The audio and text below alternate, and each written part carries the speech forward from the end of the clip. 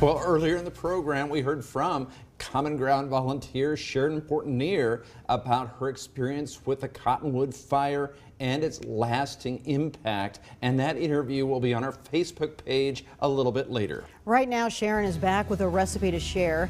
In this segment, we are learning how to make egg bites. Well, we always like an easy recipe that tastes great, and we have one for you now. Joining me now is Sharon Portenier with Common Ground. Sharon, what do you have for us? We're going to make egg bites, and they are so simple, so quick, and yet nutritious. And we use them for breakfast, for lunch. The other day we had egg bites and waffles for lunch.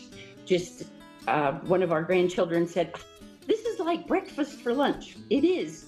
So it takes a dozen eggs, and those are blended up, a third of a cup of milk. Stir those together a little bit. You can use whatever kind of meat. We typically use ham, but you could use bacon or sausage, hamburger even, whatever kind. And we were short on meat the other day, so we have some that were just eggs. And then 2 cups of shredded cheese, and you stir that all together.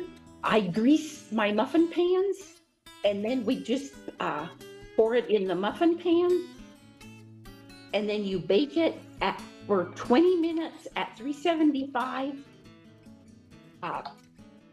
and then you have a delicious little egg bites to enjoy. Sharon, I wanted to ask you, can they bubble over in the oven, or do you have to be careful how far up in the pan you get it?